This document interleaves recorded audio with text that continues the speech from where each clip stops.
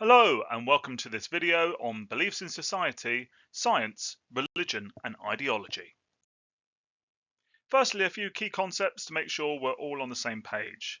When we're talking about belief systems, a belief system is a set of stories and realities about the world that a person believes to be true, and this includes religious beliefs, morals and ethics, but also what one defines as right and wrong. We also need to be aware of the difference between a closed belief system and an open belief system. A closed belief system is one which makes knowledge claims which cannot be disproved, and as we'll come to see, this will engender religion. Whereas open belief systems are open to scrutiny, criticism, falsification, and testing by others, and this is more, or considered to be more, scientific. Firstly, let's begin with science as a belief system.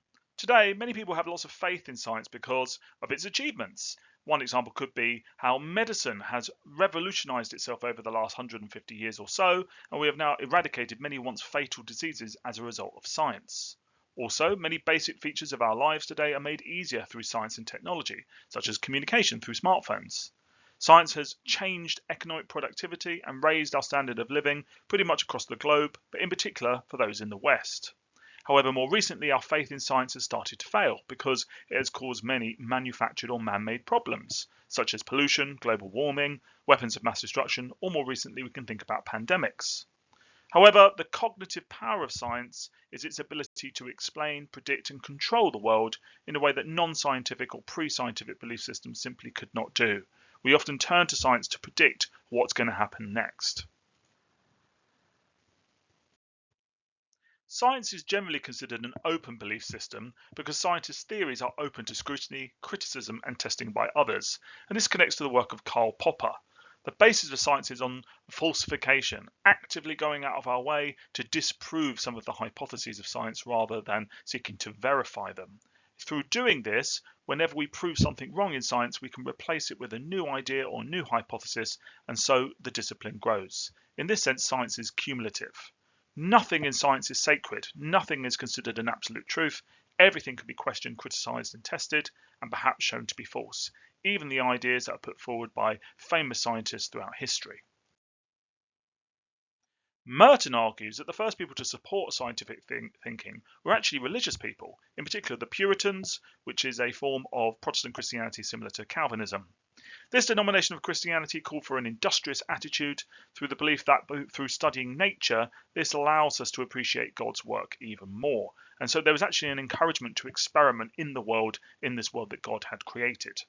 Therefore, the new institution of science slowly received widespread support, in particular in places like the UK, as the value of the practical applications of science became more and more obvious. Many argue this ultimately led to the Industrial Revolution, no least, of course, Max Weber, who argued also about the process of rationalisation and the disenchantment of the world alongside this. Merton continues through supporting Popper's sentiments by claiming that science has grown because it has a very specific ethos, which he refers to as the kudos norms. These norms include communism, not in the Marxist sense, but the idea that all scientific knowledge is shared, nothing is kept to oneself, nothing is private, everything is shared with the whole community, therefore again it is cumulative. Universalism, all scientists are regarded as equal, and so it should be that their work is challenged equally, not based on their social characteristics such as their gender or their ethnicity. Everything is open to falsification, no matter whose ideas they were. Disinterestedness, science is supposed to be pursued for its own basis, not through the aim of trying to achieve some sort of fame or achieve some sort of money. That is to say, no one's trying to make a name for themselves through being a scientist. You're simply doing it to try and learn more about the world, the universe and everything in it. In this sense, this should promote objectivity. And finally, organised skepticism. All knowledge within science should be challenged and scrutinised. Nothing, again, is sacred, and this is open to all scientists and actually everyone within the public to criticise and scrutinise everything. Again, this promotes falsification. However, others would argue that science is in fact a closed belief system. One particular sociologist includes Polanyi, who says that science is a closed belief system because it is self-sustaining. It rejects fundamental challenges to knowledge claims. And if we think about science, often there are some core ideas, principles or beliefs, which often if you were to challenge those, perhaps say something like gravity, this would probably lead to you being laughed at, shall we say. A good example could perhaps be the work of Immanuel Velikovsky, who did a piece of work looking at the origins of the Earth. His research ultimately challenged some of the fundamental assumptions of things like geology, astronomy, and evolutionary biology. Now, one would expect science as an open belief system to go, okay, let's have a look at this and let's seek to falsify it in a kind of objective, dispassionate way. Instead, ultimately, Velikovsky was kind of shunned by the scientific community. He lost his job, his work was boycotted, he was basically pushed out of science overall. And as a result, many would argue that's an example of how science does actually have some sacred cows. That is to say that science is a closed belief system. This connects quite nicely to the work of Thomas Kuhn that says that science and scientists work within a paradigm. And the paradigm tells scientists what to study, what methods to use, what equipment to use, what counts as evidence and what doesn't count as evidence, and even actually what answers they should be looking for when they're doing their research. Therefore, science is really just about puzzle solving. If you think about it, when you do a jigsaw puzzle, you start off with the edges. In many ways, a paradigm in science is the edges already kind of laid out for you, and as a scientist, you're just trying to make the puzzle pieces fit. Scientists generally work with a pre-existing framework that does not encourage creative freedom. Those who follow the guidelines tend to be rewarded, you get the better jobs and better pay, whereas those who question how science should work tend to be ridiculed and marginalised, very similar, of course, to Dr. Velikovsky. Sometimes, however, paradigms do shift. This is known as the scientific revolution, and those of you who have studied the history of medicine will know all about this, how historically we've moved through different phases of understanding medical science, from believing it was a product of sin, or the product of miasma, or the product of humours, or now, of course, the product of bacteria. Interpretivists argue that all knowledge, including scientific knowledge, is socially constructed. So once again, science is a closed belief system. That is, rather than being objective truth, it is created by social groups using the resources available to them. In science, the invention of new scientific instruments permits scientists to create new observations and actually fabricate or make up new facts. Similarly, what scientists study in laboratories is highly constructive because laboratories are far removed from the natural world. They are fundamentally artificial. So interpretivists would say everything you discover inside a laboratory ultimately is going to be artificial. It's going to be made up. It's going to be socially constructed. Two good examples from history worth looking into could be the Little Green Men radio signal from 1967, which scientists at the time realised they couldn't say was actually little green men or Martians or aliens. Instead, they had to create a concept, to create a reason for why this radio signal had been recorded, and they argued that actually it was a pulsar, which you can look into online. Another example 10 years later was of the WOW radio signal, where suddenly a computer that was measuring radio waves that should have been spitting out binary numbers 010101, etc., suddenly started to spit out lots of very strange and unusual numbers and letters, and many said at the time, well, perhaps again this is the Little Green Men, but of course that is unacceptable to the scientific community. They would be pushed out of the scientific paradigm. So to this day we still don't know the reason for the WOW signal of 1977. In terms of the sociology of scientific knowledge, different sociologists have different views on science itself. Marxists would argue that scientific knowledge is not pure truth, that science is often governed and controlled by the bourgeoisie for their own ends, that many scientific advances have really been driven by the needs of capitalism and the needs of the bourgeoisie to maintain a level of profit, power and privilege. Science, therefore, is an ideology. For feminists, similarly, they would say science is not pure truth, that it simply serves the interests of men, that science tends to be dominated by men. Many advances in science, again, are about justifying male domination, and again, science, therefore, is just an ideology.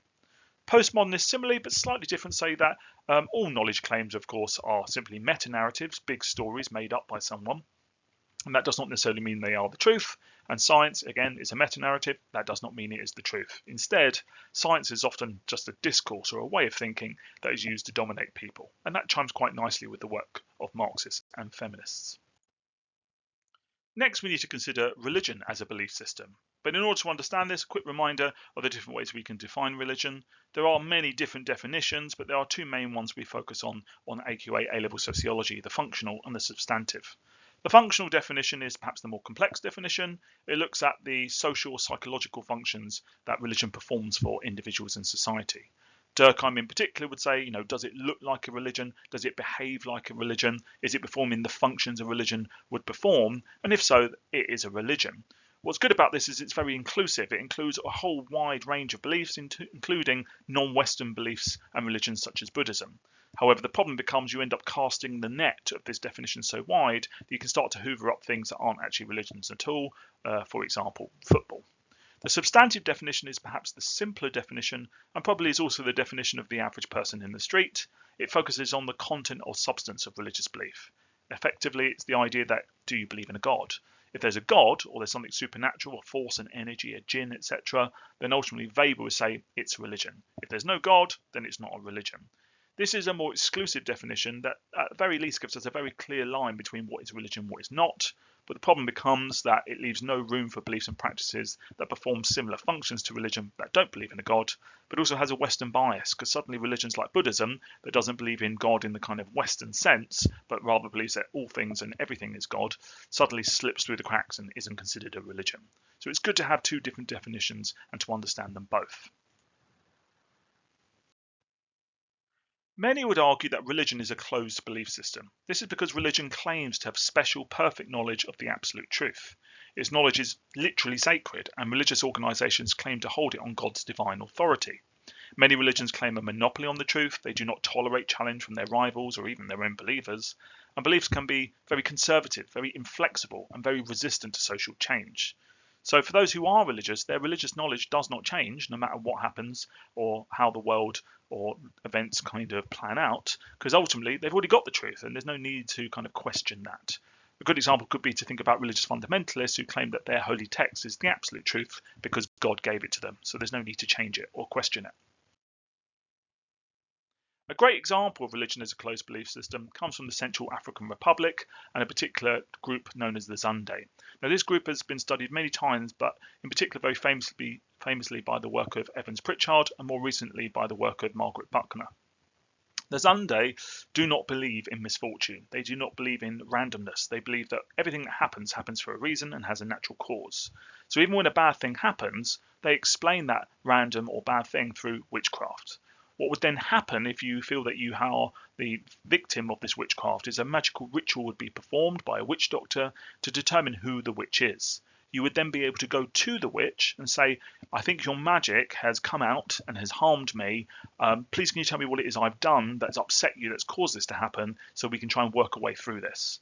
And this allows then the witch to go, oh, I'm so very sorry, I didn't realise it, because witchcraft is supposed to be unintentional. And then ultimately the two can work between them to work out what the problem was. So the idea is the witchcraft occurred because of some unhappiness, perhaps some sort of sleight of hand as a result of some sort of misunderstanding. And therefore this is now a mechanism for dealing with that social conflict.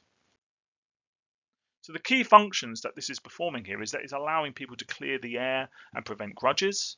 It encourages people to behave considerately towards each other and reduces the risk of accusation because no one wants to be a witch. It won't lead you to be burnt at the stake or be outcast from society, but it's considered undesirable. Also, because witchcraft is considered to be hereditary amongst the Zande, it means that children have a vested interest in keeping their parents in line, as successful accusations against the parents is also against the child and against the bloodline. So what we're seeing here is that this is a form of social control, and ultimately the Zande society is very horizontal, very equal, and is generally fairly peaceable as a result of this belief system.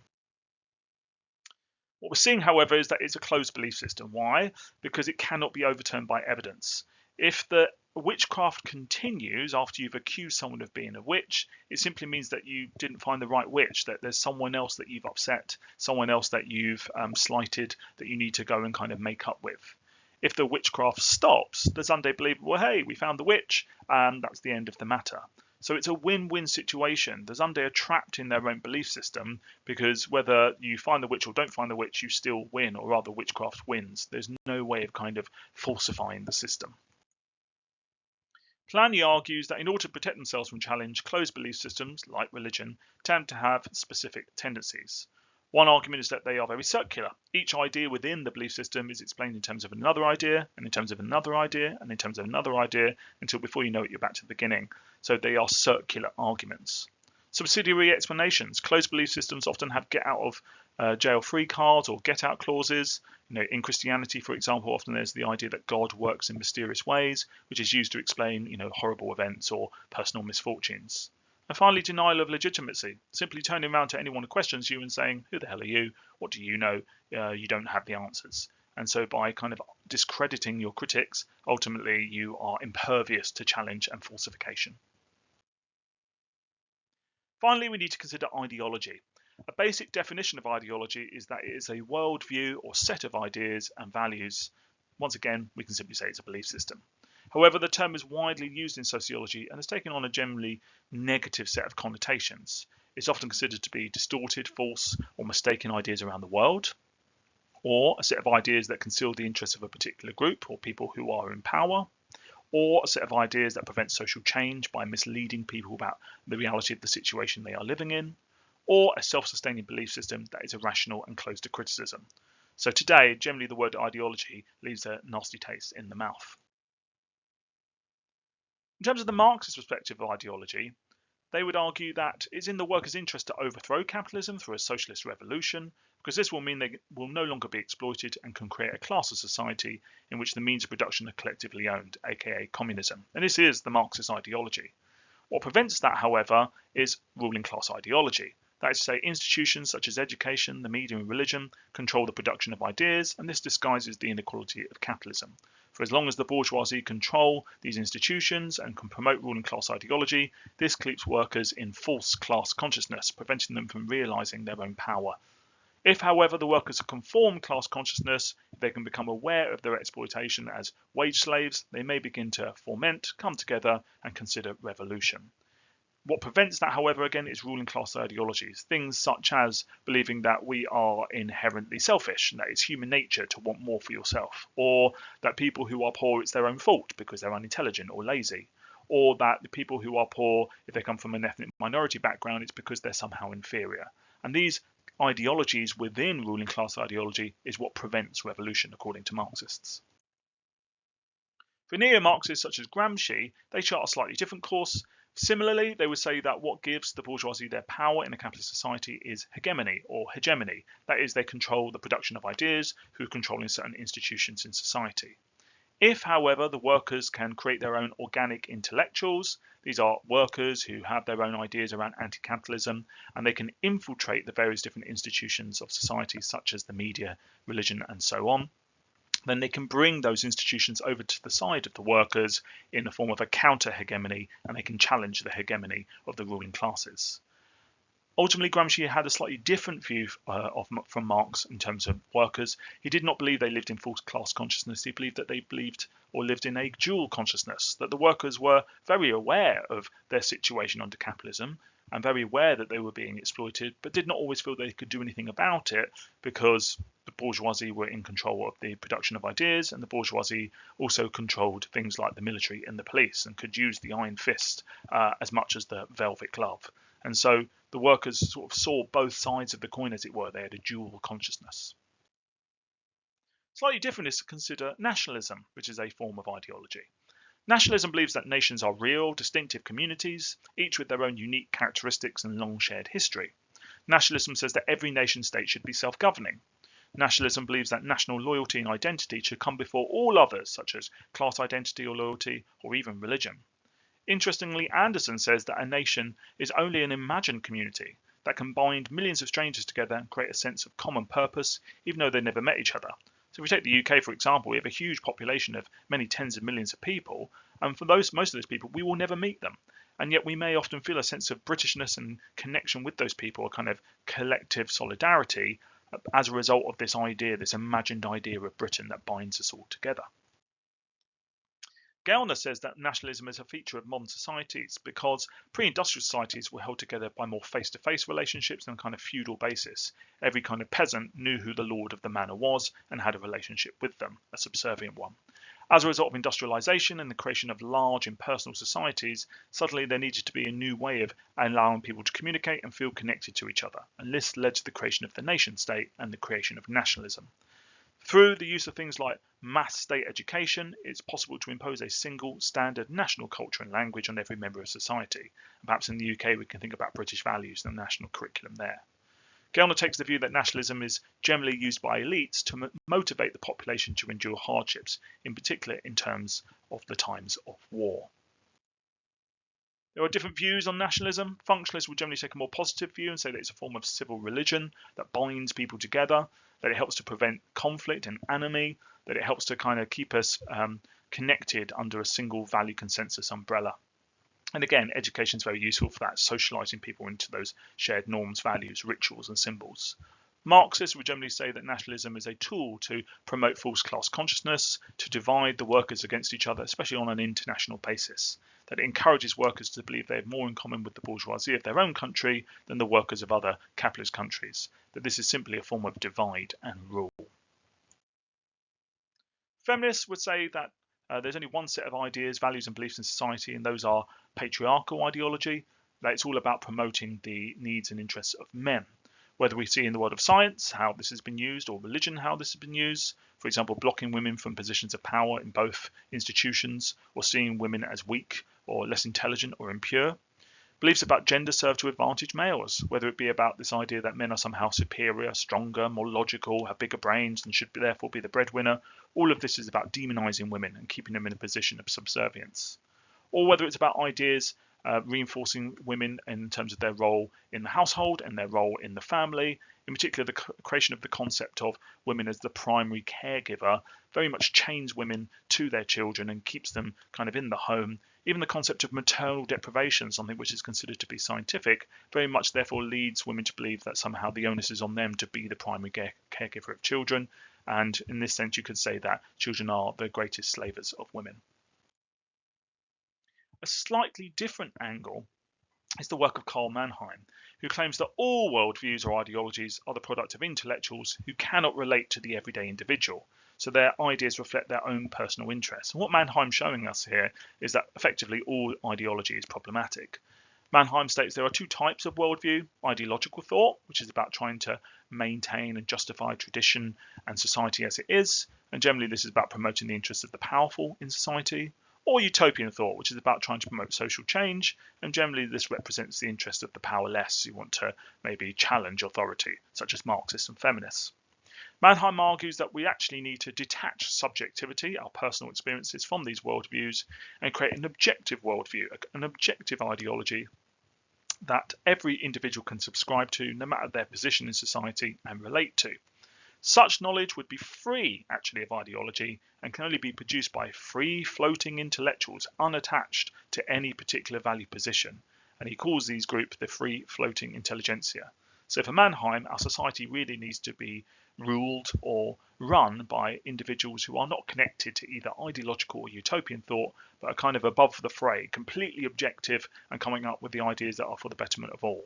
Now, there are a number of issues with this. Can any of us ever be truly objective? Probably not. All of us are born into a particular context and we take that context with us and it informs our decisions, or at least that's the view that many interpretivists would hold. That's it. Thank you very much.